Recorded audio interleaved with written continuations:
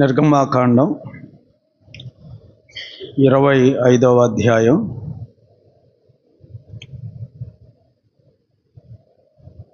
16 వచనాల వరకు మనము ధ్యానం చేశాం. ఈ రాత్రి 17వ వచనం నుండి 22వ వచనం వరకు చదువుకొని ఈ వచనాలలో ఉన్న సంగతులను మనం జ్ఞాపకం చేసుకుందాం. 17 నుండి 22 వరకు నేను చదువుతున్నాను. మరియు నీవు మేలిమి బంగారుతో కరుణాపీఠమును చేయవలెను. దాని పొడుగు 2 మూరలున్నర, దాని వెడల్పు 3.5, మరియు 2 బంగారు కెరూబులను చేయవలెను. కరుణాపీఠము యొక్క 2 కొనలను నకిషీ పనిగా చేయవలెను. ఈ కొనను 1 కెరూబును, ఆ కొనను 1 కెరూబును చేయవలెను. కరుణాపీఠమున దాని 2 కొనల మీద కెరూబులను దానితో ఏకాండముగా చేయవలెను.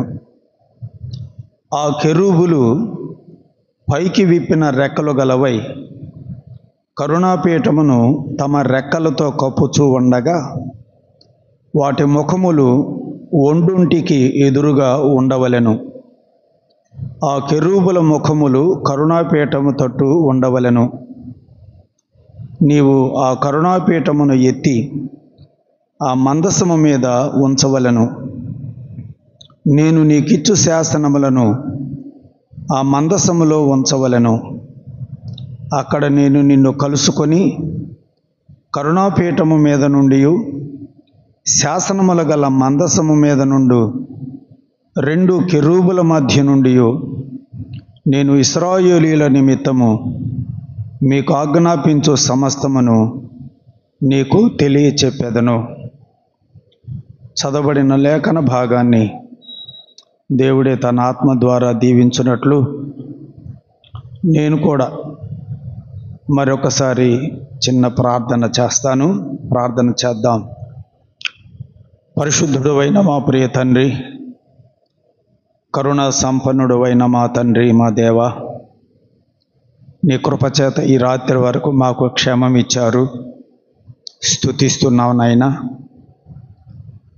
ఈ రాత్రి నీ సన్నిధి భాగ్యం నీ పిల్లలమైన మాకు దయచేశారు. నీ వాక్యమును మేము చదువుకున్నాం.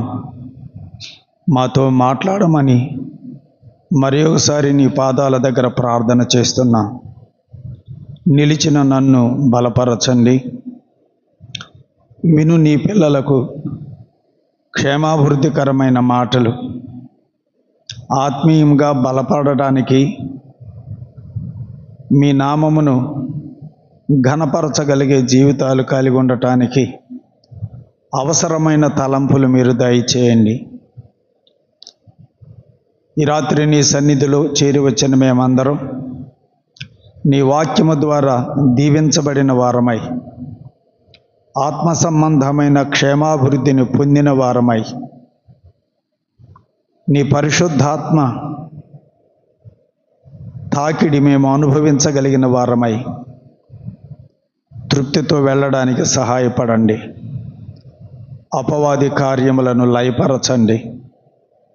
మహిమ, ఘనత, ప్రభావాలు మీకే చెల్లిస్తూ మా ప్రభువైన యేసుక్రీస్తు నామమున కృతజ్ఞతా స్తోత్రములు మీకు సమర్పించి వినయముతో ప్రార్థన చేయుచున్నాము తండ్రి. ఆమేన్. ప్రభునందు ప్రియులారా, ప్రత్యక్షపు గుడారములో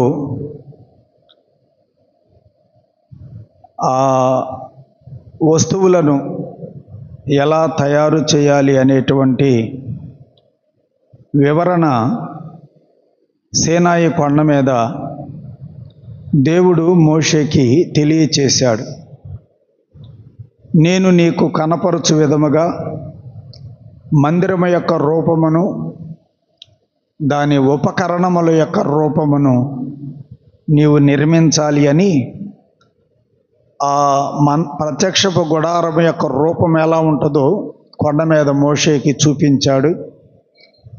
అందులో ఉన్నటువంటి ఉపకరణముల యొక్క రూపములు కూడా ఎలా ఉండాలో చూపించాడు మోషేకి. ఈ విధంగా ఈ రూపములో ఈ ప్రత్యక్షపు గుడారములో ఉన్న వస్తువులను నీవు తయారు చేయాలని దేవుడు మోషేకి చూపించాడు. అలా చూపించినటువంటి వాటిలో మొట్టమొదటిగా మందసమును గురించి దేవుడు మోషేకి చెప్పాడు. మందసము యొక్క కొలతలు, మందసమును ఏ కర్రతో చేయాలో ఆ కర్రతో చేయబడినటువంటి తుమ్మ కర్రతో చేయాలని చెప్పాడు. దాని మీద ఏ లోహముతో పొదిగించాలో కూడా దేవుడు చెప్పాడు. బంగారంతో పొదిగించాలని చెప్పాడు. ఆ మందసాన్ని మోయడానికి మోత కర్రలు, ఆ మోత కర్రలను మందసంలో ఉంచడానికి అవసరమైన 4 బంగారు ఉంగరాలను, వాటన్నిటి వివరాలను దేవుడు మోషేకి చూపించాడు, చెప్పాడు, చూపిస్తూ చెప్పాడు. అందులో ఉన్నటువంటి పాఠాలు కూడా మనం జ్ఞాపకం చేసుకున్నాం. ఆ మందసం మన ప్రభువైన యేసుక్రీస్తుని చూపిస్తుంది. ఆ తుమ్మ కర్ర యేసు ప్రభువు యొక్క మానవత్వాన్ని, ఆయన ఈ లోకములో మానవుడిగా జీవించిన విధానాన్ని, బంగారం యేసు ప్రభు యొక్క దైవత్వం, ఆయన కలిగి ఉన్నటువంటి మహిమను ఆ బంగారం తెలియచేస్తూ ఉండడం మనం జ్ఞాపకం చేసుకున్నాం. అలాగే ఈ రాత్రి ఆ మందసము మీద ఉన్నటువంటి కరుణాపీఠమును గురించి, ఆ కరుణాపీఠంతో ఏకాండముగా తయారు చేయబడిన కెరూబులను గురించి ఈ రాత్రి మనము జ్ఞాపకం చేసుకుందాం. దేవుడు మందసమును గురించి చెప్పాడు. ఆ మందసము మీద కరుణాపీఠం ఉంచాలని, ఆ కరుణాపీఠం మీద 2 కెరూబులను కూడా ఉంచాలని దేవుడు మోషేకు చూపించి వాటి వివరాలను కూడా చెప్పాడు. అందులో ఉన్న విషయాలను ఈ రాత్రి మనం జ్ఞాపకం చేసుకుందాం. 17వ వచనం చూడండి. 17వ వచనం, మరియు నీవు మేలిమి బంగారుతో కరుణాపీఠమును చేయవలెను. దాని పొడుగు 2 మూరలున్నర, దాని వెడల్పు 3.5 అన్నాడు. అంటే మందసం గురించి మనం చెప్పుకున్నాం కదా. మందసము అనేది తుమ్మకర్రతో చేయబడిన ఒక పెట్టె. 2.5 మూరల పొడవు, 1.5 మూర వెడల్పు ఉంటుంది. ఎత్తు కూడా 1.5 మూర ఉంటుంది. ఆ కొలతలతోటి తుమ్మకర్రతో ఒక పెట్టెలాగా తయారు చేసి దాని మీద బంగారు రేగుతో పొదిగించాలి, బయట లోపట కూడా. అయితే ఇప్పుడు దాని మీద మూత పెట్టాలి కదా. ఆ మూతనే ఇక్కడ కరుణాపీఠంగా చెప్పబడింది.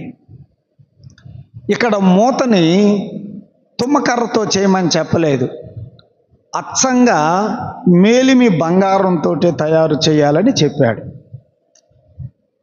ఆ మూతని, ఆ మందసము పెట్టె మీద ఉన్న మూతని కరుణాపీఠము అని అంటారు. చూడండి 17వ వచనంలో మనం చదువుతున్నాం, నీవు మేలిమి బంగారుతో కరుణాపీఠమును చేయవలెను.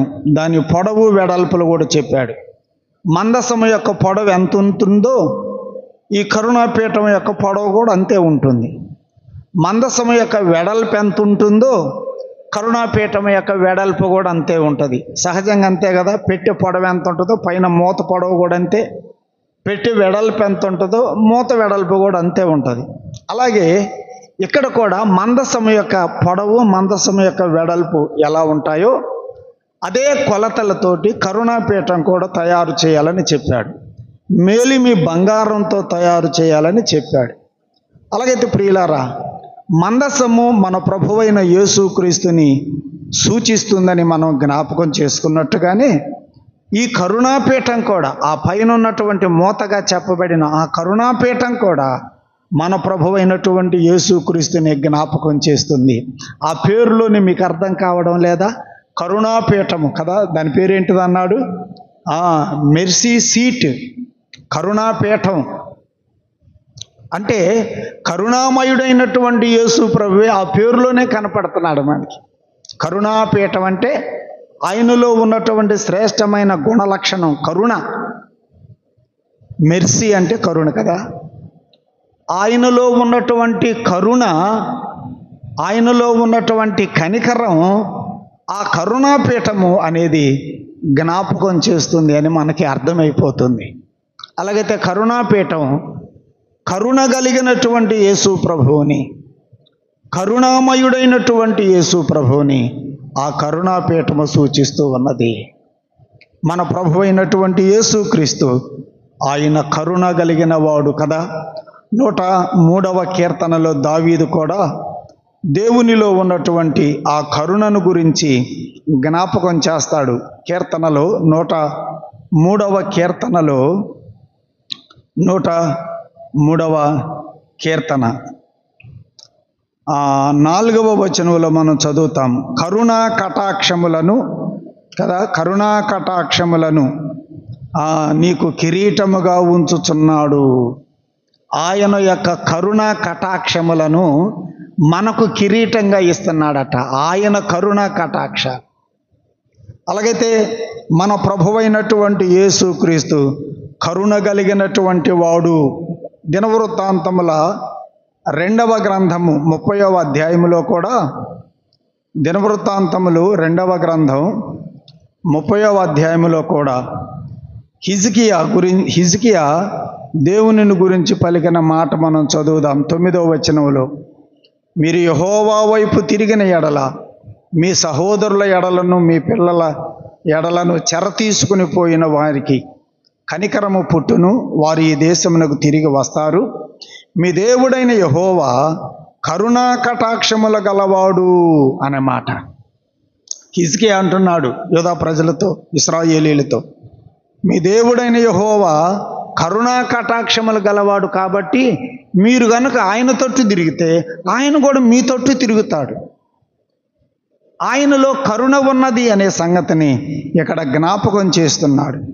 ప్రియులారా, కరుణాపీఠము అనేది మన దేవుడిలో ఉన్న కరుణ, మన ప్రభువైన యేసుక్రీస్తులో ఉన్నటువంటి ఆ కరుణను జ్ఞాపకం చేస్తుంది. కరుణ కటాక్షముల గలవాడు అని ఇక్కడ చదువుతున్నాం. యోవేలు గ్రంథములో కరుణ వాత్సల్యముల గలవాడు అనే మాట చూస్తాం.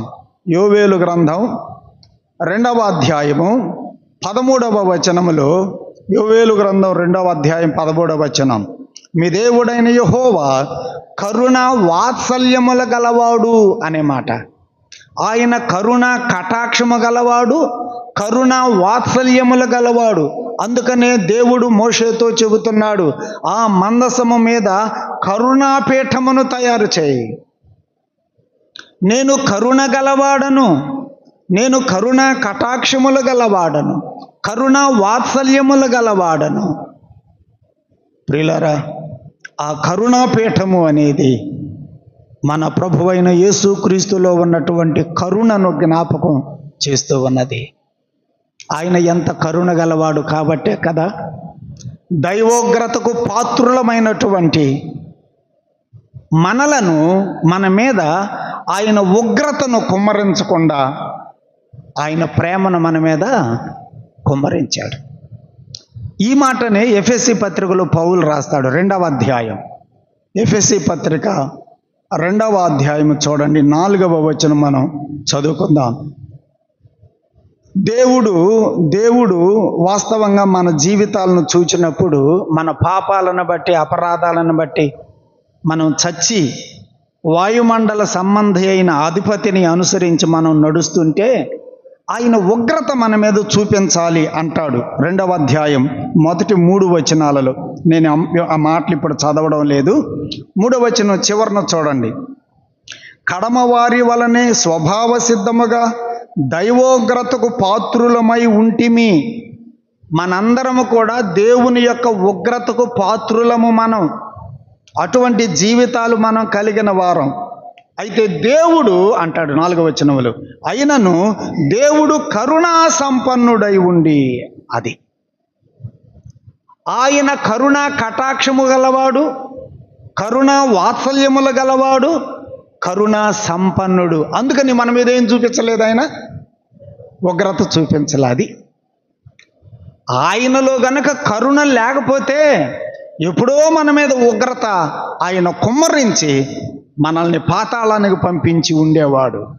కానీ ఆయన కరుణ కటాక్షము గలవాడు, కరుణ వాత్సల్యతలు గలవాడు, కరుణ సంపన్నుడు. కాబట్టి ఆయన మన మీద ఉగ్రతను చూపించకుండా ఏమన్నాడు చూడండి, దేవుడు కరుణా సంపన్నుడై ఉండి మనము మన అపరాధముల చేత చచ్చిన వారమై ఉండినప్పుడు సహితము మన ఎడల చూపిన తన మహాప్రేమ చేత, అది ఏం చూపించాడు? ఉగ్రతకు బదులు ప్రేమను చూపించాడు. ఎందుకు? ఆయన కరుణా సంపన్నుడు కాబట్టి తన ప్రేమ చేత మనలను క్రీస్తుతో కూడా బ్రతికించాడు. అలాగైతే ప్రియులారా, ఆ కరుణాపీఠము అనేది ఆయనలో ఉన్నటువంటి కరుణను జ్ఞాపకం చేస్తుంది. ఆయన కరుణా సంపన్నుడు అనేటువంటి విషయాన్ని ఆ కరుణాపీఠం జ్ఞాపకం చేస్తుంది. అందుకనే కదా యేసు ప్రభు భూలోకంలో ఉన్నప్పుడు ఆ కళ్ళు లేని వాళ్ళు వేసిన కేకేంటి? దావీదు కుమారుడా మమ్ములను కరుణించు. ఆయనలో కరుణ ఉన్న సంగతి అందరికీ తెలుసండి. అందుకనే కేకలు పెట్టారు, దావీదు కుమారుడా మమ్మల్ని కరుణించయ్యా. ఆ సురోఫెనికయ వంశానికి చెందినటువంటి ఆ స్త్రీ కూడా వచ్చి, అయ్యా నా కుమార్తె దయ్యం పెట్టుందయ్యా, నా కుమార్తెని కనికరించు కదా, కరుణించు అని కేకలు వేసింది. కుష్ఠరోగులు కేకలు పెట్టారు, అయ్యా మమ్ములను కరుణించు. ఆయన కరుణ గలవాడు కాబట్టి వారి రోగములను కూడా స్వస్థపరిచాడు. కనుక ప్రియులారా, ఆ కరుణాపీఠము అనేది మన ప్రభువైన యేసుక్రీస్తు, కరుణా సంపన్నుడైన మన ప్రభువైన యేసుక్రీస్తుని జ్ఞాపకం చేస్తున్నది. మేలిమి బంగారంతో కరుణాపీఠమును చెయ్యాలి అని చెప్పాడు. మందసం మీద ఆ కరుణాపీఠం ఉంచాలి. అంతేకాదు, ఇప్పుడు ఆ కరుణాపీఠము మీద కెరూబులను గురించి కూడా చెప్పాడు. 18వ వచనం చూడండి. మరియు 2 బంగారు కెరూబులను చేయవలెను అన్నాడు. 18, 19, 20 ఈ మూడు వచనాలలో కెరూబులను గురించి కూడా చెప్పాడు. బంగారు కెరూబులను చేయవలెను, 2 బంగారు కెరూబులను చేయవలెను అన్నాడు. కెరూబులు అంటే దేవుని దగ్గర దూతలు ఉంటారు, కోట్ల కొలది దూతలు ఉంటారు. దేవుని దగ్గర ఉన్నటువంటి ఆ దూతలలో కొన్ని స్థానాలు కూడా ఉన్నాయి. శరాపులు వాళ్ళదొక స్థానం. శరాపులు అనే పదం కనపడుతుంది యెషయా గ్రంథం 6వ అధ్యాయములో కదా. ఉజ్జియా చనిపోయిన సంవత్సరంలోనే దేవుడు యెషయాకి ప్రత్యక్షమవుతాడు. ఆ పైన చూసేటప్పటికి ఆకాశ మండలంలో తండ్రి అయిన దేవుడు కనపడతాడు యెషయాకి. ఆయన అంగీ వేసుకొని ఉంటాడు, అంగీ కాళ్ళ వరకు దిగజారి ఉంటుంది. అప్పుడు అక్కడ శరాపులు ఉన్నారనే మాట మనం చదువుతాం. శరాపులు ఎన్ని రెక్కలు ఉన్నాయట? వాళ్ళకి ఎన్ని రెక్కలు కలిగి ఉన్నారు? 6 రెక్కలు కలిగి ఉన్నారు. సహజంగా 2 రెక్కలు ఉంటాయి కదా, పక్షికి 2 రెక్కలు ఉంటాయి. 6 రెక్కలు, 2 రెక్కలతోటి తమ ముఖాలు కప్పుకున్నారట, 2 రెక్కలతోటి తమ పాదాలు కప్పుకున్నారట, 2 రెక్కలతోటి ఎగురుతున్నారట. దేవుని గాన ప్రతిగానాలతోటి కొనియాడుతున్నారు. ఎవరు వాళ్ళు? శరాపులు. ఇప్పుడు మనం చదివేది ఆ దూతలలోనే మహా ఉన్నతమైనటువంటి స్థానానికి చెందిన దూతలు కెరూబులు. శరాపులు, కెరూబులు. ఈ కెరూబులు కూడా దూతలలో ఉన్నతమైనటువంటి స్థానానికి చెందినటువంటి వారు. ఇప్పుడు ఆ కరుణాపీఠం మీద బంగారంతో 2 కెరూబులను తయారు చేసి పెట్టాలన్నాడు. అంటే దూతలను తయారు చేయాలన్నమాట. దూతలను 2 బంగారు దూతలు, కెరూబుల యొక్క జాతికి చెందినటువంటి దూతలు. ఆదాము హవ్వలు పాపం చేసినప్పుడు దేవుడు ఏదేను తోటలో నుంచి వాళ్ళని వెళ్ళగొట్టాడు కదా. వెళ్ళగొట్టిన తర్వాత కెరూబులను ఆ యొక్క ఏదేను తోటలోనికి రాకుండా కాపలాగా ఎవరిని పెట్టాడు? కెరూబులను ఉంచెను అని మనం ఆదికాండంలో చదువుతాం. కాబట్టి ఉన్నతమైనటువంటి స్థానానికి చెందినటువంటి దేవదూతలే కెరూబులు అన్నమాట. ఇప్పుడు విరోధిగా ఉన్నవాడు ఆకాశ మండలంలో తిరుగుతున్నాడు ఎవడు? అపవాది. ఈ అపవాది కూడా కెరూబు జాతికి చెందినటువంటి వాడే. వాడు సైతానుగా మారకముందు ఈ సాతానుడు కూడా మొదట ఏ జాతికి చెందినవాడు? కెరూబు జాతికి చెందినవాడు. వాడిని గురించినటువంటి పోలిక యేస్కేలు గ్రంథంలో మనం చదువుతాం. ఒక మాట చదువుదాం చూడండి.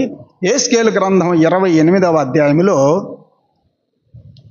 ఈ లూసిఫర్ను గురించి, అదే లూసిఫర్ అంటే సాతానుడు అన్నమాట, అపవాది, వాడిని గురించినటువంటి వివరాలు యెషయా గ్రంథం 14వ అధ్యాయంలో కూడా మనం చూస్తాం. తేజో నక్షత్రమా అంటాడు అక్కడ, ఆ కెరూబి అన్నమాట. ఇక్కడ యేస్కేలు గ్రంథం 28వ అధ్యాయం 11వ వచనం చూడండి. 11వ వచనం, యెహోవా వాక్కు నాకు ప్రత్యక్షమయ్యేలాగూ సెలవిచ్చెను, నరపుత్రుడా, తూరు రాజును గూర్చి అంగలార్పు వచనము ఎత్తి ఇలాగూ ప్రకటించుము. తూరు రాజును గురించి చెబుతున్నాడు కానీ ఆ తూరు రాజులో దేవుడు ఎవరిని చూస్తున్నాడు? అపవాదిని చూసి మాట్లాడుతున్నాడు. అది ఇక్కడ తూరు రాజును గురించి చదువుతున్నట్టుగా మనకు అనిపిస్తుంది, కానీ ఇది తూరు రాజులోనే దేవుడు ఎవరిని చూశాడు? అపవాదిని చూసి మాట్లాడుతున్నాడు. ఇప్పుడు చూడండి, ఇక్కడ మనం చదివే మాటలన్నీ తూరు రాజును దృష్టిలో పెట్టుకోకుండా అపవాదిని దృష్టిలో పెట్టుకొని మనం చదవాలన్నమాట. ఇప్పుడు చూడండి ఏమన్నాడు? ప్రభువైన యెహోవా సెలవిచ్చినదేమనగా, 12వ వచనం, పూర్ణ జ్ఞానమును సంపూర్ణ సౌందర్యమును గల కట్టడమునకు మాదిరివి నీవు. 13వ వచనం, దేవుని తోటయగు ఏదేనులో నీవు ఉంటివి. అపవాది ఎక్కడున్నాడు? మొట్టమొదటగా తూరు రాజు ఉన్నాడా? ఏదేను తోటలో లేడు కదా. కాబట్టి ఇది తూరు రాజును గురించి కాదు, అపవాదిని గురించే. నీవు ఏదేను తోటలో ఉంటివి. మాణిక్యము, గోమేధికము, సూర్యకాంతమని, రక్తవర్ణపు రాయి, సులిమాని రాయి, మరకతము, నీలము, పద్మరాగము, మాణిక్యము అను అమూల్య రత్నములతో, బంగారముతో నీవు అలంకరింపబడి ఉన్నావు. చూసారా, అపవాది ఎటువంటి రత్నాలతో అలంకరించబడ్డాడు ఇక్కడ మనం చదువుతున్నాం. 14వ వచనం, అభిషేకము నొందిన కెరూబువై ఒక ఆశ్రయముగా నీవు ఉంటివి, అందుకే నేను నిన్ను నియమించి తిని అంటున్నాడు దేవుడు. ఇక్కడ మనం చదువుతున్నాం అభిషేకము నొందిన కెరూబువి నీవు అన్నాడు. కాబట్టి నేను ఈ వచనాలు ఎందుకు చూపించానంటే, కెరూబు అంటే దేవదూతల్లో ఉన్నతమైనటువంటి స్థానంలో ఉన్నటువంటి వారు అని అర్థం. అది అందుకు నేను ఈ రెఫరెన్స్ చదివాను అన్నమాట. అపవాది కూడా మొట్టమొదటిగా కెరూబు స్థానంలో ఉన్నటువంటి వాడే. ఇప్పుడు కరుణాపీఠం మీద కూడా ఎవరిని పెట్టమన్నాడు దేవుడు? 2 బంగారు కెరూబులను నీవు తయారు చేయాలి అని దేవుడు మోషేకు చూపించాడు. చూపించి ఆ కెరూబుల రూపమును కూడా చూపించి మాట్లాడుతున్నాడు అన్నమాట ఇక్కడ. అలాగైతే 18, 19, 20 వచనాలలో మనము ఆ 2 కెరూబులను గురించిన వివరాలు మనం ఇక్కడ చదువుతున్నాం. అలాగైతే ప్రియులారా, ఆ కరుణాపీఠము మీద ఉన్న ఆ 2 కెరూబులు దేవుని దూతలలో ఉన్నటువంటి ఉన్నతమైన స్థానానికి చెందినటువంటి ఆ కెరూబులు యేసు ప్రభువుని విశ్వసించిన ఆయన పిల్లలను కూడా ఈ కెరూబులు సూచిస్తూ ఉన్నారు. కెరూబులలో ఎవరు కనపడుతున్నారు? ఇప్పుడు విశ్వాసులమైనటువంటి మనమే. అలాగైతే దేవుని దగ్గర పరిచారకులుగా ఉంటూ, దేవునికి పాటలు పాడుతూ, దేవునిని ఆరాధిస్తూ, దేవుడు అప్పగించిన వర్తమానాలు అందిస్తూ ఉన్నటువంటి ఆ దూతలు భూలోకములో ఆయన రక్తము చేత కొనబడిన విశ్వాసులమైనటువంటి మనల్ని కూడా వాళ్ళు సూచిస్తూ ఉన్నారు. కాబట్టి ఇక్కడ కెరూబులను గురించి మనము ఆలోచన చేస్తున్నప్పుడు విశ్వాసులమైనటువంటి మనకు పోలికగా ఉన్నారనే విషయాన్ని మనం జ్ఞాపకం చేసుకుంటున్నాం. చూడండి ఏం చెప్పాడో, 2 కెరూబులను చేయాలి. దేనితో తయారు చేయాలి? మేలిమి బంగారంతో తయారు చేయాలి. మందసం మీద బంగారుపు రేకు, మేలిమి బంగారు రేకు పొదిగించడం న్యాయమే. ఎందుకని? యేసు ప్రభు దైవత్వం కలిగిన వాడు కాబట్టి. కరుణాపీఠం కూడా మేలిమి బంగారంతో తయారు చేయడం న్యాయమే. ఎందుకని? ఆయన కరుణ కలిగిన వాడు, కరుణా సంపన్నుడు కాబట్టి మేలిమి బంగారంతో చేయాలి. దూతలను కూడా బంగారంతో తయారు చేయాలా? ఆయనతో సమానమా దూతలు? కాదు కదా. మరి దూతలను కూడా బంగారంతో చేయమన్నాడేంటి? ప్రియులారా, ఆయనకున్నటువంటి మహిమను, ఆయన కలిగి ఉన్నటువంటి మహిమను మనకు కూడా ఇచ్చాడు. లేదా? మనకు కూడా ఇచ్చాడు. అందుకని కెరూబులను కూడా దేంతో తయారు చేయమన్నాడు? బంగారంతో చేయమన్నాడు. ఆయన మహిమ కలిగిన వాడు. మహిమను పోగొట్టుకున్న మనకు కూడా ఆయన మళ్ళీ ఏమిచ్చాడు? మహిమను ఇచ్చాడే లేదా? పాపం చేసి మనము మహిమను పోగొట్టుకున్నాం. పోగొట్టుకున్న మహిమను తన కుమారుడైన యేసు ప్రభువు ద్వారా తిరిగి మనకిచ్చాడే ఇవ్వలేదా? ఇచ్చాడు. అందుకనే ఆయన బంగారంతో మందసాన్ని పొదిగించమన్నాడు, కరుణాపీఠమును బంగారంతో చేయమన్నాడు, కెరూబులను కూడా బంగారంతో చేయమన్నాడు. నా దృష్టిలో నా రక్తం చేత కొనబడినటువంటి నా పిల్లలు కూడా విలువైనటువంటి వారు, బంగారం లాంటి వాళ్ళు. ప్రియులారా, ఆయన పిల్లలమైనటువంటి మనకు ఆయన ఎంత విలువ ఇస్తున్నాడో అర్థం చేసుకోండి. మందసమును బంగారంతో పొదిగించమన్న దేవుడు, కరుణాపీఠమును బంగారంతో తయారు చేయమన్న దేవుడు. నాకంటే తక్కువ వాళ్ళు వీళ్ళు, కాబట్టి వీళ్ళని తుమ్మకర్రతో చెయ్యి అని చెప్పలా. తుమ్మకర్రతో చేసి ఏదో ఒక ఇత్తడి రేకు దానితో పొదిగించండి అని చెప్పలా. నో. కెరూబులను కూడా దేంతో చేయాలి? బంగారంతో.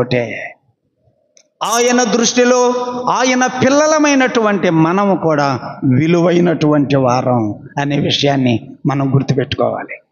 సోదరుడా, సోదరి, ఒకవేళ నీకు ఎవరు విలువ ఇవ్వకపోవచ్చేమో, నిన్నెవరు లెక్క లేకుండా మాట్లాడవచ్చేమో. కొంతమంది మనల్ని అట్ట మాట్లాడతారు కదా.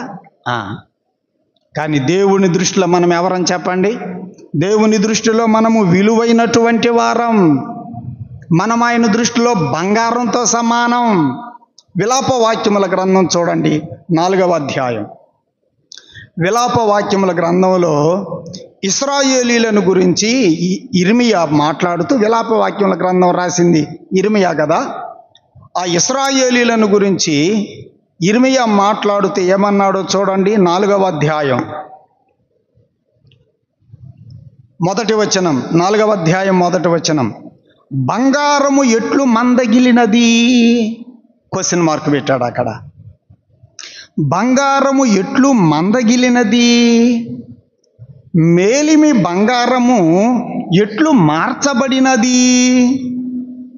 క్వశ్చన్ మార్కులోనే చూడండి అక్కడ. అంటే ఇది బంగారం గురించి మాట్లాడుతున్నాడా? జోయా లుకాసులో ఉన్న బంగారం, ఖజానాలో ఉన్న బంగారం గురించి మాట్లాడుతున్నాడా? కాదు. ఇప్పుడు 2వ వచనం చూడండి. ఆ బంగారం ఏ బంగారము? మేలిమి బంగారముతో పోల్చదగిన సియోను ప్రియ కుమారులు అన్నాడు. ఇప్పుడు చెప్పండి, ఏ బంగారం ఇది? మేలిమి బంగారముతో పోల్చదగిన సియోను ప్రియ కుమారులు. యెరూషలేములో ఉన్నటువంటి ప్రియమైన కుమారులు ఎవరితో పోల్చబడ్డారు? మేలిమి బంగారంతో. దేవుని పిల్లలమైనటువంటి మనము ఆయన దృష్టిలో ఎటువంటి వారని చెప్పండి? మేలిమి బంగారం లాంటి వాళ్ళం. అందుకే కెరూబులను కూడా దేంతో తయారు చేయమన్నాడు? బంగారంతో చేయమన్నాడు. మేలిమి బంగారంతో కెరూబులను కూడా చేయమన్నాడు. సోదరుడా, సోదరి, మనము దేవుని దృష్టిలో మేలిమి బంగారం లాంటి వాళ్ళం. మనము బంగారం లాంటి వాళ్ళం. ఒకవేళ లోకస్తులు మనకి విలువ ఇవ్వకపోవచ్చు, లోకస్తులు ఒకవేళ మనల్ని లెక్క లేకుండా మాట్లాడవచ్చు, కానీ మన దేవుని దృష్టిలో మనము విలువైనటువంటి వారం. అయితే బంగారం బంగారంగా ఉండాలి, అది నేర్చుకుందాం మనం ఇందులో పాఠం. బంగారం ఎట్లా ఉండాలి? బంగారం బంగారంగా ఉండాలి. కానీ ఈ విలాప వాక్యముల గ్రంథంలో బంగారం ఏమైపోయింది? చూడండి 2వ వచనం, మేలిమి బంగారముతో పోల్చదగిన సియోను ప్రియకుమారులు ఎట్లు కుమ్మరి చేసిన మట్టి కుండలుగా ఎంచబడుచున్నారు. మారిపోయారు. చూసారా? మేలిమి బంగారం ఏమైపోయింది? మట్టిలాగా మారిపోయింది, మట్టి కుండల్లాగా మారిపోయారు. అలా కాకూడదు. మనం గుర్తుపెట్టుకోండి, దేవుడు మనకి ఎంత విలువ ఇచ్చాడో, దేవుడు మనకి ఎంత మహిమను ఇచ్చాడో మనము కాపాడుకోవాలి తప్ప ఆ విలువను పోగొట్టుకోకూడదు, ఆ మహిమను పోగొట్టుకోకూడదు. ఇశ్రాయేలీలు పోగొట్టుకున్నారు. అందుకనే దేవుడు నెబుకద్నెజరును పంపించి యెరూషలేమును దున్నించి వేశాడు, ప్రాకారములను అగ్ని చేత కాల్చివేశాడు. అందుకని ఇప్పుడు ఇర్మియా విలపిస్తున్నాడు, అయ్యో మేలిమి బంగారముతో పోల్చదగిన ఈ సియోను ప్రియ కుమారులు మట్టి కొండలుగా మారిపోయారే. సోదరుడా, సోదరి, దేవుడు నిన్ను నన్ను బంగారంగా చూసుకుంటున్నాడు. నువ్వు కూడా బంగారం లాగా విలువగా ఉండు. ఆయన దృష్టిలో మనం విలువగా ఉండాలి, మట్టి కొండలుగా మారొద్దు. ఎప్పుడు మారిపోయారు ఇశ్రాయేలీలు మట్టి కొండలుగా? పాపం చేసినందువలన. మనలో పాపం ప్రవేశించిందంటే బంగారం ఏమైపోయిద్ది? మట్టి కొండలుగా మారిపోతాయి. జాగ్రత్త. సొలొమోను కాలంలో అంతా బంగారమే, అవునా కాదా? సొలొమోను కాలంలో అంతా బంగారమే, మందిరము బంగారమే, కత్తులు బంగారమే, ఆయన అన్నం తినే ప్లేట్లు బంగారమే, నీళ్లు తాగే గ్లాసులు బంగారమే, అవునా కాదా? యుద్ధాలు చేసేటువంటి డాళ్ళు బంగారమే, యుద్ధాలు చేసేటువంటి ఈటెలు కూడా అంతా బంగారమే, అవునా కాదా? ఉన్నాయి రెఫరెన్స్లు, కావాలంటే చూడండి. పానపాత్రలు బంగారమే, ఆహారం తినే పాత్రలు బంగారమే, చివరికి యుద్ధములు చేసేటువంటి ఆయుధాలు కూడా బంగారంతో తయారు చేయించాడు. కానీ రెహబాము కాలంలోకి వచ్చేటప్పటికి ఏమైంది చెప్పండి? ఐగుప్తు దేశపు రాజు శేషకు వచ్చి ఆ బంగారపు డాళ్ళు, బంగారపు ఈటిలన్నీ ఎత్తుకొని పోతే రెహబాము ఏం చేశాడు? ఆ ప్లేస్లో, ఆ స్థానంలో వెండితో చేసినవి కూడా కాదు, దేంతో చేసినవి? ఇత్తడితో చేసిన డాళ్ళు, ఇత్తడితో చేసిన ఈటిలు పెట్టేశాడు. ఇప్పుడు బంగారం కాస్త ఏమైపోయింది? బంగారం స్థానంలోకి ఏమొచ్చింది? ఇత్తడి. చూడండి, దినవృత్తాంతాల 2వ గ్రంథం రెఫరెన్స్ చదువుదాం. దేవుడు నిన్ను నన్ను బంగారంగా చేసుకుంటుంటే మట్టి కుండలుగా మారిపోదామా? ఇత్తడిగా మారిపోదామా? లెక్కలేని వారంగా, విలువ లేని వారంగా మనము మారిపోదామా? ఈ రాత్రి ఆలోచన చేయాలి ప్రియులారా. దినవృత్తాంతములు 2వ గ్రంథములో 12వ అధ్యాయం చూడండి. 12వ అధ్యాయం 9వ వచనం. ఐగుప్తు రాజైన శేషకు యెరూషలేము మీదికి వచ్చి యెహోవా మందిరపు బొక్కసములన్నిటినీ, రాజనగరులోని బొక్కసములన్నిటినీ దోచుకొని సొలొమోను చేయించిన బంగారపు డాళ్లను తీసుకొని పోయెను. పోయింది బంగారం. ఇప్పుడు సొలొమోను చేయించిన బంగారపు డాళ్ళన్నీ పోయినాయి. ఇప్పుడు ఆ ప్లేస్లోకి ఏమొచ్చిందో చూడండి. 10వ వచనం. వాటికి బదులుగా రాజైన రెహబాము ఇత్తడి డాళ్లను చేయించి వాటిని రాజనగరు యొక్క ద్వారమును కాయు సేవకుల యొక్క అధిపతులకు అప్పగించెను. ఎంత దుఃఖకరమో చూడండి. సొలొమోను కాలంలో బంగారపు డాళ్ళు అయితే ఇప్పుడు రెహబాము కాలంలోకి ఏమైపోయింది? ఇత్తడి డాళ్ళు. అమ్మా, నీవు బంగారం లాగుండాలి. నీలో ఉన్నటువంటి పాపం, నీలో ఉన్న పాపం విలువ లేకుండా చేస్తుంది నీకు. గుర్తుపెట్టుకో. బంగారానికి విలువ ఎక్కువగా ఉంటుందా, ఇత్తడికి విలువ ఎక్కువగా ఉంటుందా చెప్పండి? ఎంత బంగారమైనా మనం బయట పెట్టం, ఎంత పెద్ద ఇత్తడి బిందును బయట పడేస్తాం, అవునా కాదా?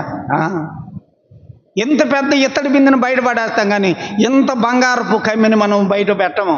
ఎందుకని?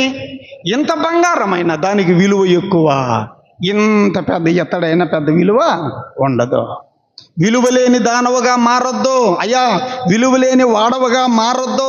పాపము విలువ లేకుండా చేస్తుంది, పాపము విలువ లేకుండా చేస్తుంది, అవిధేయత విలువ లేకుండా చేస్తుంది. కెరూబులను దేంతో తయారు చేయమన్నాడు? బంగారం. ఎందుకని బంగారంతో చేయమన్నాడు కెరూబులను కూడా? అవును, ఆయన దృష్టిలో ఆయన పిల్లలు మేలిమి బంగారం లాంటి వాళ్ళు కాబట్టి. చూడండి కెరూబులను గురించి ఇంకా దేవుడు ఏం చెప్పాడో మోషేతో. 18వ వచనం, 2 బంగారు కెరూబులను చేయవలెను, కరుణాపీఠము యొక్క 2 కొనలను నక్షీ పనిగా చేయవలెను.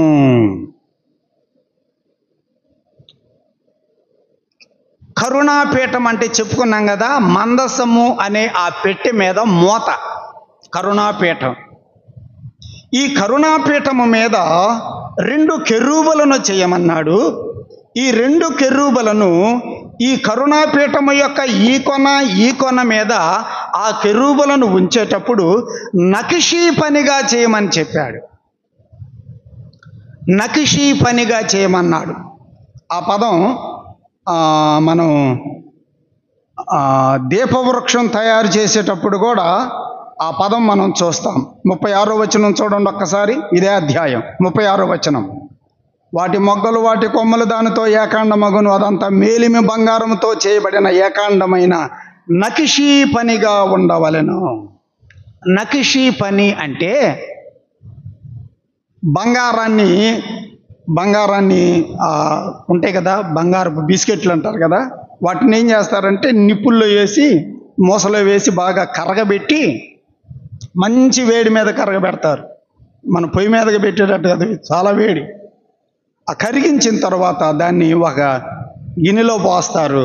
పోసిన తర్వాత అందులో ఉన్న మొస్టంతా పోయిద్ది, శుద్ధ సువర్ణము వస్తుంది. చూసారు మీరు ఎప్పుడన్నా బంగారం కరిగించటం? నేను చూశాను. దానిని వాళ్ళ దగ్గర సుత్తి ఉంటుంది, ఆ సుత్తెతోటి దానిని కొట్టుతూ ఏ ఆకారం కావాలో, ఏ ఆకారంతో ఆభరణం తయారు చేయాలో అలాగూ దాన్ని తయారు చేస్తారు. ఇప్పుడు మిషన్ల మీద కూడా తయారు చేస్తున్నారు ఆభరణాలు కదా. కానీ నక్షీ పని అంటే వాళ్ళ చేతితోటి దానిని తయారు చేస్తారన్నమాట. ఆ బంగారాన్ని ముందేం చేయాలి? కరిగిస్తారు. కరిగించిన తర్వాత సుత్తితోటి దాన్ని కొడుతూ వాళ్ళు తయారు చేయాలి.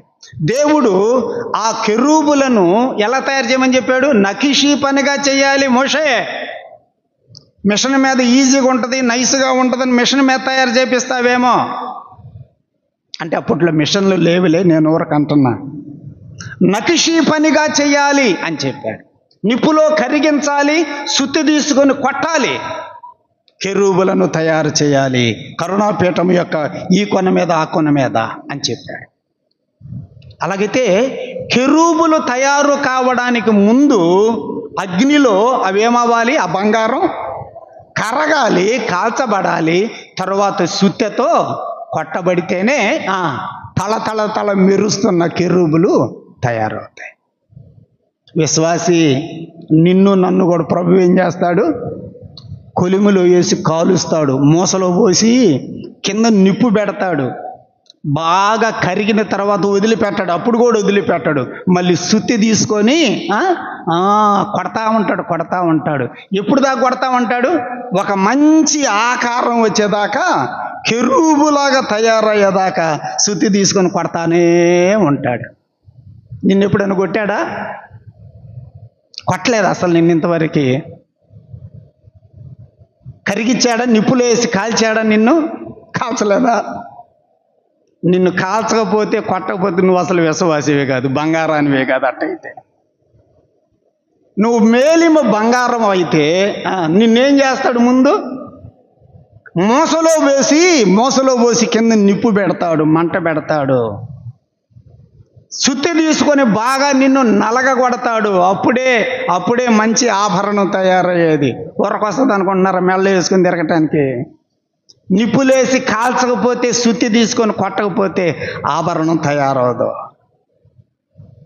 మనం ఎంత బాగుందో అనుకుంటాం చూసి, భలే మోడలే, అన్ని పాత మోడళ్ళు వచ్చినాయి అని అనుకుంటూ ఉంటాం. ఈ మోడల్ రావాలంటే, ఈ కొత్త మోడల్ రావాలంటే ముందేం చేయాలి? నిప్పుల్లో వేసి కాల్చాలి. ప్రభువు నిన్ను నన్ను నిప్పుల్లో వేసి కాల్చుతాడు, సుత్తి తీసుకొని కొడతాడు. నకిషీ పనిగా చేయాలి. మోషే ఆ 2 కెరూబులను నకిషీ పనిగా చేయాలి అని చెప్పాడు. దేవుని పిల్లలమైనటువంటి మనమే ఆ కెరూబులు. సోదరుడా సోదరి, నిన్ను నన్ను ఆయన శ్రమల పాలు చేస్తాడు. శ్రమలలో గుండా ఆయన నిన్ను నన్ను నడిపిస్తాడు. ఎందుకో తెలుసా? ఆ శ్రమలలో గుండా మనల్ని నడిపించినప్పుడే మనము తళ మెరుస్తున్నటువంటి అందమైన కెరూబుగా మారిపోతాం. ఆయన స్వరూపము మనలోనికి రాగలుగుతుంది. ఒక ప్రశ్న మళ్ళీ అడుగుతున్నా, నీకు శ్రమలు వస్తున్నాయా? రావటం లేదా? నీకు శ్రమలు వస్తున్నాయి అంటే చెప్పు, దాని అర్థమైంది? నిన్ను ఆయన అందంగా తయారు చేస్తున్నాడని అర్థం. అది నిన్ను కొడుతున్నాడంటే, నీకు దెబ్బలు తగులుతున్నాయంటే అర్థం ఏంటిదో తెలుసా? నిన్ను అందంగా ఆయన రూపములోకి తయారు చేసుకుంటున్నాడు అని అర్థం. యేసు ప్రభు కూడా చెప్పాడు కదా, యోహాను సువార్త 16వ అధ్యాయం 33వ వచనం చివరి వచనం, లోకములో మీకు శ్రమ అన్నాడు, సుఖం అన్నాడా? శ్రమ. లోకములో మీకు శ్రమ కలుగును. దేవుని పిల్లలమైన మనకు లోకములో శ్రమలే మనకు. ఓ తిమోతి శ్రమపడుము, సువార్తికుని పని చేయుము అన్నాడా లేదా? తిమోతికి 2వ పత్రిక రాస్తూ, క్రీస్తు యేసు యొక్క మంచి సైనికుని వలె నాతో కూడా శ్రమపడు. నేను శ్రమ పడుతున్నాను తిమోతి. నేను శ్రమ పడకుండా నీకు శ్రమ పడమని చెప్పటల్లా. నేను శ్రమ పడుతున్నా. కొరడాలతో కొట్టించుకున్నా, బెత్తాలతో కొట్టారు నన్ను, రాళ్ళు తీసుకుని కొట్టారు, రోడ్డు మీద నన్ను ఈడ్చారు, కాళ్ళకి చేతులకి బొండలు వేసి బిగించారు. ఎన్నో శ్రమలు పడుతున్నా నేను క్రీస్తు కొరకు. నీవు కూడా మంచి సైనికుని వలె శ్రమపడు. అపోస్తుల కార్యముల గ్రంథంలో ఒక రెఫరెన్స్ చదువుదాం. పౌలు లుస్త్రకి, తర్వాత దెర్బేకి, ఆ పట్టణాలన్నీ వెళుతూ వాళ్ళకి చెప్పిన మాట చూడండి. ఒక మాట చెప్పాడు. అపోస్తుల కార్యముల గ్రంథంలో 14వ అధ్యాయం 22వ వచనం చూడండి. 22వ వచనం, ఆయన లుస్త్రకు, ఈకొనియకు, అంతియకు వచ్చాడు. అలా వస్తూ ఆ సంఘాలను ఒక మాటతోటి హెచ్చరించాడు. ఏ మాట? 22, శిష్యుల మనస్సులను దృఢపరచి విశ్వాసమందు నిలకడగా ఉండవలెననియు అనేక శ్రమలను అనుభవించి. ఆ మాట ఏం అనుభవించాలి? సుఖము అనుభవించి కాదమ్మా. యేసు ప్రభువుని నమ్ముకోవడం అంటే సుఖము కాదు, శ్రమలు వస్తాయి. యేసు ప్రభువుని నమ్ముకోవడం అంటే నిందలు వస్తాయి, అవమానాలు ఉంటాయి, అపహాస్యాలు ఉంటాయి. పౌలు చెప్పాడు, విశ్వాసమందు నిలకడగా ఉండవలెననియు అనేక శ్రమలను అనుభవించి. ఎన్ని శ్రమలు వస్తాయి? అనేక శ్రమలను అనుభవించి మనము దేవుని రాజ్యములో ప్రవేశించాలి అని వారిని హెచ్చరించిరి. భూలోకంలో ఏమనుభవించి మనం దేవుని రాజ్యంలోకి వెళ్ళాలి? సుఖం అనుభవించి కాదు, శ్రమలో అనుభవించి దేవుని రాజ్యంలోకి మనం వెళ్ళాలి. అది నకిషీ పని అంటే. నకిషీ పని అంటే అర్థమైందా? కెరూబులను ఎలా తయారు చేయాలి? ఈ కరుణాపీఠం యొక్క 2 కొనల మీద నకిషీ పనిగా చేయాలి అని చెప్పాడు. నకిషీ పని, అగ్నితో కాల్చి సుత్తెతో కొట్టి కెరూబుగా తయారు చేయటం. ఆయన పిల్లలమైనటువంటి మనకు కూడా ఈ లోకములో శ్రమలు వస్తాయి. ఈ లోకములో శ్రమలు వస్తాయి. శ్రమలు అనుభవించడానికి నువ్వు సిద్ధమేనా? అలాగుంటేనే దేవుని పిల్లలు మనం, అది గుర్తుపెట్టుకో. ఆయన సేవ చేసేటప్పుడు శ్రమలు వస్తాయి, నిందలు వస్తాయి. ఇంకేం చెప్పాడో చూడండి. నకిషీ పనిగా చేయవలెను. 19వ వచనం. ఇప్పుడు ఈ కొనను ఒక కెరూబును, ఆ కొనను ఒక కెరూబును చేయవలెను. కరుణాపీఠమున దాని 2 కొనల మీద కెరూబులను దానితో ఏకాండము చేయవలెను అని చెప్పాడు. కరుణాపీఠంతో ఈ 2 కెరూబులను ఏకాండము చేయాలి. ఏకాండము ఒకటే. ఏకాండం అంటే ఏంది? ఒకటే బంగారు రేకుతోటి కరుణాపీఠాన్ని తయారు చేయాలి. దానితోనే కెరూబులను చేయాలి. కరుణాపీఠము, కెరూబులు ఏకాండముగా ఉండాలి.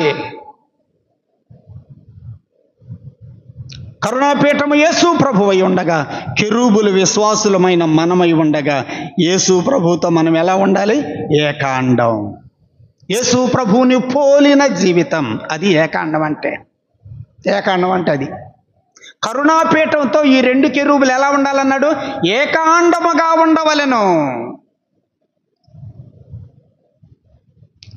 యేసు ప్రభువుతో నీవు నేను ఏకంగా ఉండాలి అంటే దాని అర్థం ఏంటిది? ఆయన మనస్సు నువ్వు నేను కలిగి ఉండాలి. అది నా మనసే నా పిల్లలు కూడా కలిగి ఉండాలి. నాలాగే నా పిల్లలు ఉండాలి. అది దేవుని యొక్క ఉద్దేశం. ఏకాండం. కరుణాపీఠముతో 2 కెరూబులు ఏకాండముగా ఉండాలి. యేసు ప్రభువుతో ఆయన పిల్లలమైనటువంటి మనం కూడా ఏకముగా ఉండాలి, ఒకటిగా ఉండాలి. అందుకనే కదా పౌలు అన్నాడు, నేను క్రీస్తును పోలి నడుచుకున్నా. అది ఏకాండం అంటే. నేను క్రీస్తును పోలి నడుచుకున్నా. నన్ను చూస్తే ఎవరు కనపడతారు మీకు? యేసు ప్రభువు కనపడతాడు. అది ఆయన ఎంత ధైర్యంగా చెప్పాడు చూడండి ఆ మాట. క్రీస్తులోనికి బాప్తిస్మము పొందిన మీరు ఎవరిని ధరించుకున్నారు? గలతీ పత్రికలో రాస్తాడు, క్రీస్తును ధరించుకుని ఉన్నారని మీరు ఎరగరా? ఎవరిని ధరించుకున్నాం?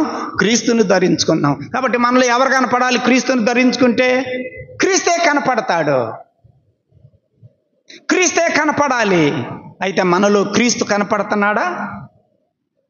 క్రీస్తుతో మనము ఏకాండమైన అనుభవం కలిగి ఉంటే మనలో క్రీస్తు ప్రభువు కనపడతాడు. అందుకనే ఫిలిప్పీ పత్రికలో పౌలు రాశాడు, క్రీస్తు యేసుకు కలిగిన ఈ మనస్సు మీరు కూడా కలిగి ఉండండి. యేసు క్రీస్తుకు కలిగిన మనస్సు మీరు కూడా కలిగి ఉండండి. అది ఏకాండం అంటే. కరుణాపీఠంతో ఏకాండం అంటే అర్థం అది. ఆయన మనస్సు మనము కూడా కలిగి ఉండాలి. ఆయన క్షమించే మనస్సు. నువ్వు నేను క్షమించలేకపోతే ఎట్టా? ఆయన ఓర్చుకున్నాడు. హెబ్రీ పత్రికలో వ్రాసాడు కదా, పాపాత్ములు చేయు తిరస్కారమంతయు ఓర్చుకొనిన ఆయనను మీరు తలంచుకొనుడి. ఆయన ఓర్చుకున్నాడు. నువ్వు నేను ఓర్చుకోకపోతే ఎట్టా? క్రీస్తు యేసుకు కలిగిన ఈ మనస్సు మీరు కూడా కలిగి ఉండండి. అమ్మా, యేసు ప్రభు మనసు నీకుందా? అయ్యా, యేసు ప్రభు మనసు నీకుందా? ఓర్చుకోగలుగుతున్నామా? ఓర్చుకుంటున్నామా? సహించగలుగుతున్నామా? క్షమించగలుగుతున్నామా? ప్రేమించగలుగుతాం? ఈ 4 పదాలు ఉంటే చాలండి దేవుని పిల్లలు మనకి. 4. ప్రేమించాలి, క్షమించాలి, ఓర్చుకోవాలి, సహించాలి. క్రీస్తు యేసుకు కలిగిన ఈ మనస్సు మీరు కూడా కలిగి ఉండండి. ఏకాండం అంటే అది. కరుణాపీఠముతో ఈ 2 కెరూబులు ఎలా ఉండాలి? ఏకాండముగా ఉండాలి. మోషే, నా పిల్లలు నా మనస్సు కలిగి ఉండాలి. అయ్యా అమ్మ, మనం ఆయన మనస్సు కలిగి ఉంటున్నామా? ఇంకా ఏం చెప్పాడు చూడండి, 20వ వచనం. ఆ కెరూబులు పైకి విప్పిన రెక్కలు గలవై. ఎట్లా తయారు చేయాలన్నాడు కెరూబుల్ని చేసేటప్పుడు? ఆ రెక్కలు పైకి అలా విప్పాలి అన్నాడు. విప్పాలా, ముడుచుకొని ఉండాలా? కెరూబుల్ని తయారు చేసేటప్పుడు ఆ కెరూబులకున్న రెక్కలు అలా విప్పాలి, విప్పినట్టుగా తయారు చేయాలి. మోషే ఇదిగో నీకు చూపిస్తున్నా, కావాలంటే చూడు. రూపం చూపించాడు, చూపించి చెబుతున్నాడు, ఇదిగో ఇలా రెక్కలు విప్పాలి. అలాగైతే దాని అర్థం ఏంటి? కెరూబులు అంటే మనమే కదా, ఆయన పిల్లలమే కదా. రెక్కలు విప్పిన వారంగా ఉండాలా, రెక్కలు ముడుచుకున్న వాళ్ళంగా ఉండాలా? ఎట్లుండాలన్నాడు ఆయన? రెక్కలు విప్పిన వారంగా ఉండాలా, రెక్కలు ముడుచుకున్న వాళ్ళంగా ఉండాలా? రెక్కలు విప్పిన వారంగా ఉండాలి, ముడుచుకోవటం కాదు. ముడుచుకుంటే పక్షికి రెక్కలు ఉన్నాయి, రెక్కలు ముడుచుకొని ఉందనుకో, దాని అర్థం ఏంటి? ఆ పక్షి అక్కడే ఉంటుంది. రెక్కలు విప్పిందంటే అర్థం ఏంటిది? ఎగిరి పైకి వెళ్ళిపోద్దని అర్థం. మనము పైకి వెళ్ళిపోయే వాళ్ళం లాగా ఉండాలా, ముడుచుకొని భూమి మీదే ఉందామా? ఎట్టుందాం? ఎట్లా ఉండాలని చెప్పాడు ఆయన? రెక్కలు విప్పిన కెరూబులుగా ఉండాలి. రెక్కలు విప్పాలి, ముడుచుకొని భూమి మీదే నేను ఉంటాను, నా మనసంతా భూమి మీద ఉంచుకుంటానంటే కుదరదు. రెక్కలు విప్పిన జీవితం, పైకి వెళ్ళిపోవటం, పైకి వెళ్ళిపోవటం. అందుకనే కొలస్సీలకు రాసిన పత్రిక 3వ అధ్యాయం మొదటి 3 వచనాలలో పౌలు రాస్తాడు కదా, మీరు క్రీస్తు యేసుతో కూడా మృతి చెందిన వారైతే పైనున్న వాటిని మీరు వెదకండి, భూ సంబంధమైన వాటి మీద మీ మనసు పెట్టుకోవద్దు. రెక్కలు విప్పిన జీవితం, పైకి ఎగిరే జీవితం. యెషయా గ్రంథంలో కూడా చెప్పాడు కదా, 40వ అధ్యాయంలో, యెషయా గ్రంథం 40వ అధ్యాయం చివరి వచనంలో, యెహోవా కొరకు ఎదురు చూచువారు నూతన బలము పొందుదురు, వారు పక్షిరాజు వలె రెక్కలు చాపి పైకి ఎగురుదురు అన్నాడు కదా. రెక్కలు చాపిన జీవితం దేన్ని చూపిస్తుంది? పైకి ఎగిరే జీవితం. నువ్వు రెక్కలు చాపి ఉన్నావా, ముడుచుకొని ఉన్నావా? ముడుచుకొని ఉన్నావంటే నీ మనసంతా భూమి మీదే పెట్టావు. రెక్కలు చాపిన జీవితం, పైకి పైకి. కెరూబుల నెట్ చేయమని చెప్పాడు. కెరూబుల నెట్ తయారు చేయాలి, రెక్కలు చాపినట్టుగా ఉండాలి, కానీ ముడుచుకున్నట్టుగా ఉండకూడదు. ఇంకేం చెప్పాడు చూడండి, 20వ వచనం, ఆ కెరూబులు పైకి విప్పిన రెక్కలు గలవై కరుణాపీఠమును తమ రెక్కలతో కప్పుచూ ఉండగా. ఆ రెక్కలతోటి పైకేమో విప్పాలి, విప్పినటువంటి ఆ రెక్కలతోటి కరుణాపీఠాన్ని ఏం చేయాలి? కప్పివేయాలి. సపోజ్ ఇది కరుణాపీఠం అనుకోండి, ఇది కరుణాపీఠం అనుకోండి. ఈ కరుణాపీఠాన్ని ఇటువైపు ఉన్నటువంటి కెరూబు రెక్కలు, ఇటువైపు ఉన్నటువంటి కెరూబు రెక్కలు ఈ కరుణాపీఠాన్ని ఏం చేసినాయి? కప్పివేసినాయి. ఈ కెరూబులు రెక్కలతోటి కప్పివేసింది అంటే దాని అర్థమైంది, ఈ కరుణాపీఠము భద్రంగా ఉన్నట్టు. అర్థమైందా? ఈ కెరూబుల రెక్కలతోటి కరుణాపీఠం కప్పేసిందంటే ఈ కరుణాపీఠము భద్రంగా ఉంది, కాపాడబడుతూ ఉంది. కరుణాపీఠమును కెరూబులు ఏం చేయాలి? తమ రెక్కలతో కప్పి కరుణాపీఠాన్ని ఏం చేయాలి? కాపాడాలి. అది కాపాడాలి అంటే ఏంటి? ఆయన పిల్లలమైన మనము మన దేవుని యొక్క నామ ఘనతను కాపాడాలి. అది ఆయన నామ ఘనతను నీవు నేను కాపాడాలి తప్ప ఆయన నామ ఘనతను రోడ్డు పాలు చేయకూడదు. కరుణాపీఠముతో కప్పవలెను, కరుణాపీఠమును కప్పవలెను అంటే కరుణాపీఠము మన ప్రభువైన యేసుక్రీస్తు అయి ఉండగా ఆ రెక్కలతో కప్పాలి అంటే యేసు ప్రభువు నామమును మనము, ఆయనకు ఉన్న మహిమను మనము కాపాడాలి. ఆయన మహిమను మనము కాపాడే వారంగా ఉండాలి. ఏం చర్చికి పోయేవాళ్ళేలే అన్నారు అనుకో, నిన్ను చూసి నన్ను చూసి. ఇప్పుడు చెప్పండి, రెక్కలతో మనం కరుణాపీఠాన్ని కప్పినట్ట విప్పినట్ట? కరుణాపీఠాన్ని తీసి రోడ్డు మీద వేసినట్టు. ఏం చర్చికి పోతారే కానీ ఏం మారుతున్నారు మీ చర్చికి పోయేవాళ్ళు? ఒక నెల స్పెషల్ స్పీకర్ నల్ల పిలిపించుకుంటున్నారు. మళ్ళీ ఆ ఊర్లు ఈ ఊర్లు మీటింగ్స్ పెడితే తెగదోలుకొని పోతున్నారు. ఇన్ని మీటింగ్స్కి పోయినా ఎంతమంది ప్రసంగికులు వచ్చి చెబుతున్నా ఏం మారారా? ఎందుకని మీ చర్చికి పోయేవాళ్ళు అన్నారు అనుకోండి, మనల్ని చూసి కరుణాపీఠాన్ని మనం రెక్కలతో కప్పినట్ట విప్పినట్ట అర్థం చేసుకోండి. అది రోమాపత్రికలో పౌలు రాసింది అదే కదా. మిమ్మల్ని బట్టే కదా లోకంలో నా నామం ఏమైపోతుంది, దూషణ పాలైపోతుంది. మీరు రోడ్డు ఎక్కితే నా నామానికి దూషణే. ఈమెనా మీ చర్చికి వచ్చామే, ఈయన మీ చర్చికి వచ్చి ఆయన అంటున్నారు. కరుణాపీఠమును మీరు రెక్కలతో కప్పాలి. ఆ కరుణాపీఠాన్ని భద్రంగా కాపాడాలి. ఆ కరుణాపీఠం యొక్క నామ ఘనతను కాపాడాలి. మనం ఆ మహిమను కాపాడాలి. కానీ ప్రియులారా, ఆయన నామానికి అవమానం తెచ్చే వారంగా మనము ఉండకూడదు. దేవుడు చెప్పాడు, రెక్కలు విప్పిన కెరూబులు కరుణాపీఠమును కప్పేటట్టుగా నువ్వు తయారు చేయాలి. ఆయన నామ ఘనతను మనం కాపాడే వారంగా ఉండాలి. నామానికి మహిమ తెచ్చే వారంగా ఉండాలి. ఇంకేం చెప్పాడు చూడండి, 20వ వచనం. ఆ కెరూబుల ముఖములు కరుణాపీఠము తట్టు ఉండవలెను. కాదు పైన ఇంకో మాట చెప్పాడు కదా. ఆ కెరూబులు పైకి విప్పిన రెక్కలు గలవై కరుణాపీఠమును తమ రెక్కలతో కప్పుచూ ఉండగా వాటి ముఖములు ఒండొంటికి ఎదురుగా ఉండవలెను. ఆ కెరూబుల ముఖాలు ఎలా ఉండాలట? ఒండొంటికి ఎదురుగా ఉండవలెను. అంటే ఒకదానికి ఒకటి ఎదురుగా ఉండాలి. ఎడముఖంగా పెడముఖంగా కాదు ఉండేది. ఈ ముఖం ఇటు వస్తుంటే ఈ ముఖం అటు బాగూడదు. రెండు ముఖాలు ఎలా ఉండాలి? ఎదురుగా ఉండాలి. అంటే ఏంది? ఇటు పోతుంది మనకి ఈ ముఖం చూసి, అంటే ఏమైనట్టు? మనసులు కలవాలి. అది దాని అర్థం. రెండు ముఖాలు ఎదురుగా ఉండాలంటే దాని అర్థం ఏంటి? ఇప్పుడు అర్థమైందా? మనసులు కలిసి ఉండాలి, మనసులు కలవాలి. అది దాని అర్థం.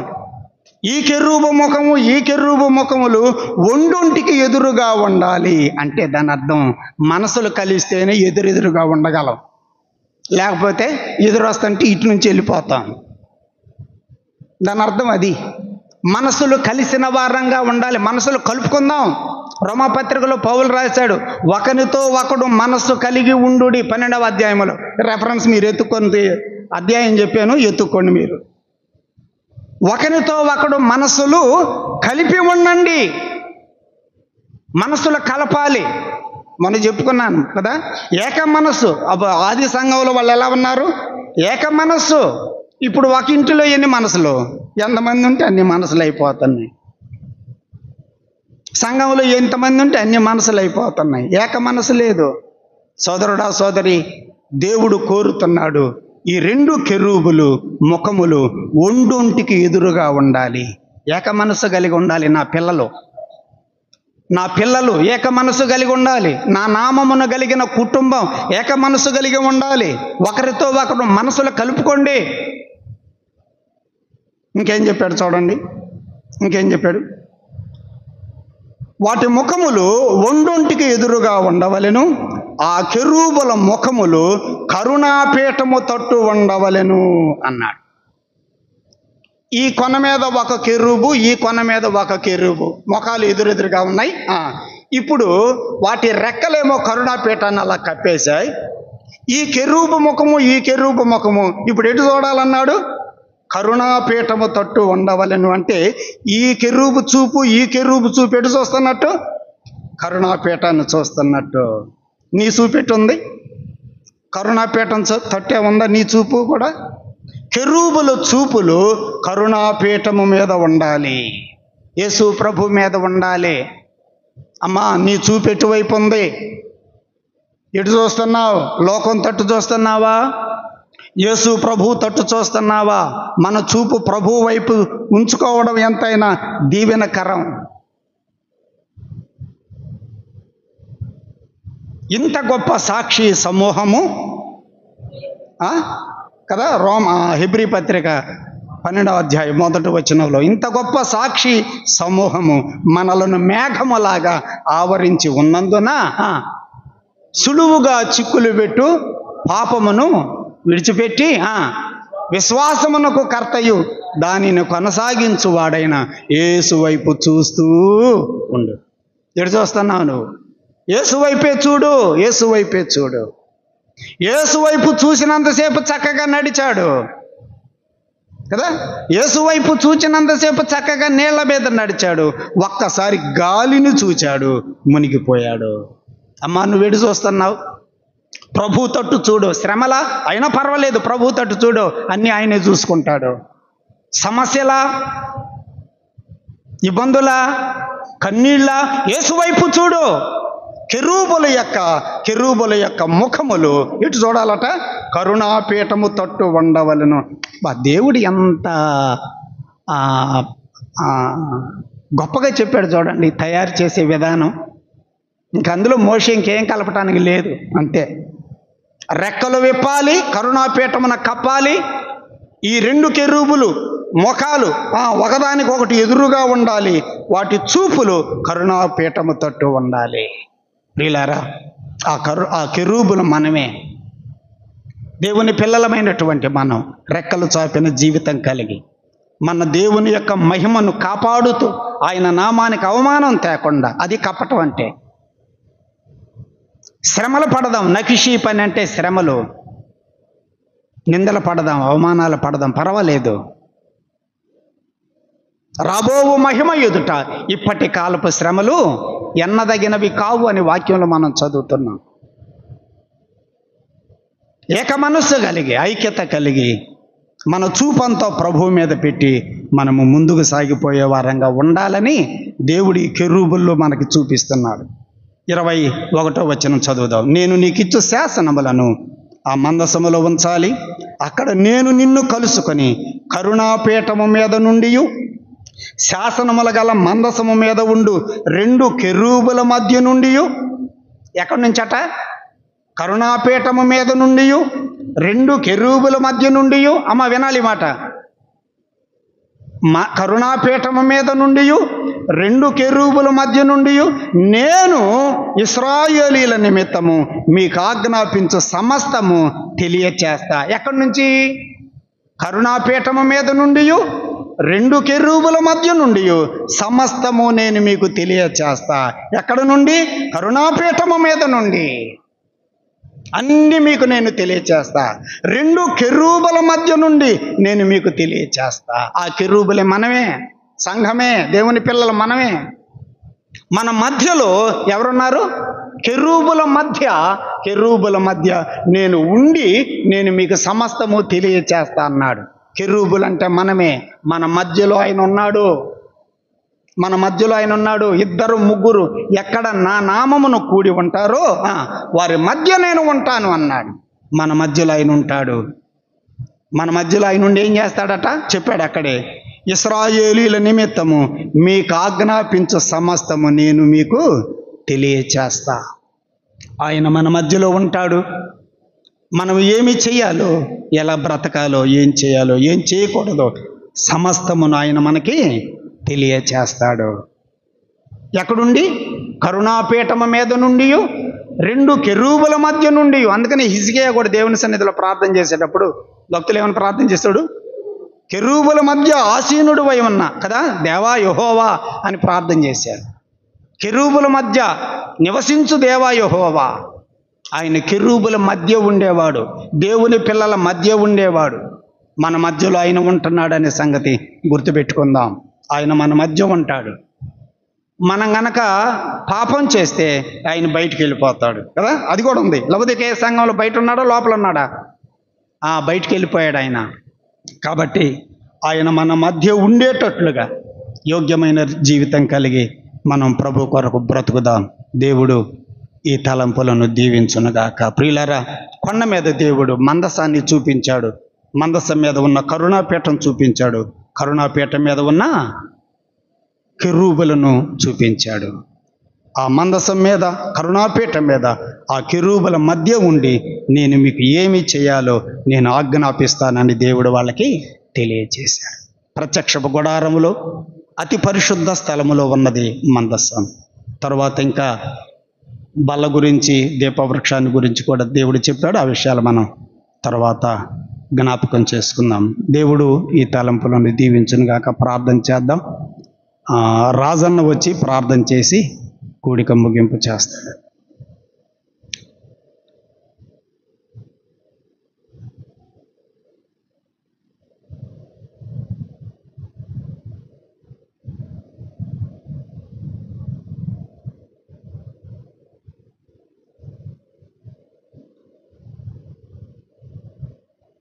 ఈ రాత్రి వేళ చక్కటి వర్తమానాన్ని మనం విన్నాం. కెరూబుల గురించి, కరుణా పీఠాన్ని గురించి, దాని యొక్క ఇంటర్ప్రిటేషన్ చక్కగా విన్నాం. మరి కరుణాపీఠం అంటే ఏమిటో, కెరూబులు దేన్ని సూచిస్తున్నాయో ఇవన్నీ కూడా జ్ఞాపకం చేసుకుంటున్నాం. కాబట్టి కెరూబులను మనతో పోలుస్తున్నాడు కాబట్టి దాని ప్రకారంగా మనం కూడా నడుచుకుందాం. ప్రార్థన చేసుకుని కూడికను ముగించుకుందాం. కృపా సత్య సంపూర్ణుడైన మా తండ్రి, నీకే మా స్తుతులు స్తోత్రాలు చెల్లిస్తుంటున్నాం. ఈ నెలలో మొదటి బైబిల్ తరగతికి మమ్మల్ని అందరినీ కూడా చేర్చినందుకు మిమ్మల్ని స్తుతిస్తుంటున్నాం. నీ దాసుని బలపరిచి మాతో మాట్లాడిన విధానాన్ని బట్టి మిమ్మల్ని స్తుతిస్తుంటున్నాం. ఈ రాత్రి వేళ నీ దాసుని బలపరిచి కరుణా పీఠాన్ని గురించి, కెరూబులను గురించి అమూల్యమైన వర్తమానాన్ని మాకు అందించిన విధానాన్ని బట్టి మిమ్మల్ని స్తుతిస్తుంటున్నాం. కరుణాపీఠము, కెరూబులు దేని సూచిస్తున్నాయో, అవి దేనికి గుర్తుగా ఉన్నాయో ఆ విషయాలన్నీ కూడా మేము తెలుసుకునేలాగున నిదార్శన ద్వారా మాతో మాట్లాడిన విధానాన్ని బట్టి మిమ్మల్ని స్తుతిస్తుంటున్నాం. మరి ముఖ్యంగా కెరూబులను విశ్వాసులతో పోల్చి చెప్తుంటుండగా మరి ఆ విధముగా మేము ఉండడానికి సహాయం దయచేయని వేడుకుంటున్నాం. ఏ అపవిత్రత లేకుండా మరి దేవుని యొక్క నామాన్ని ఘనపరిచే విధముగా మా జీవితాలు ఉండులాగున సహాయం దయచేయని వేడుకుంటున్నాం. మాలో ఎలాంటి అపవిత్రత లేకుండా ఉండుటకు నీ కృపను చూపని వేడుకుంటున్నాం. ప్రభా, మరి ఇంకా అమూల్యమైన సత్యాలను మాతో మాట్లాడి మందసం యొక్క గొప్పతనాన్ని, ఔన్నత్యాన్ని మేము తెలుసుకోవడానికి నీ దాసుని ద్వారా బలపరిచి మాతో మాట్లాడమని, ముందున్న బైబిల్ తరగతి అన్నిట్లో కూడా అమూల్యమైన వర్తమానాలు మేము తెలుసుకుంటకు సహాయం దయచేదురని మా రక్షకుడు విమోచకుడునైన యేసుక్రీస్తు నామమున మిక్కిలి వినయంగా అడిగి వేడుకుంటున్నాం తండ్రి. ఆమేన్. కూడిక ఎంత ముగించబడింది. వచ్చిన వారంతా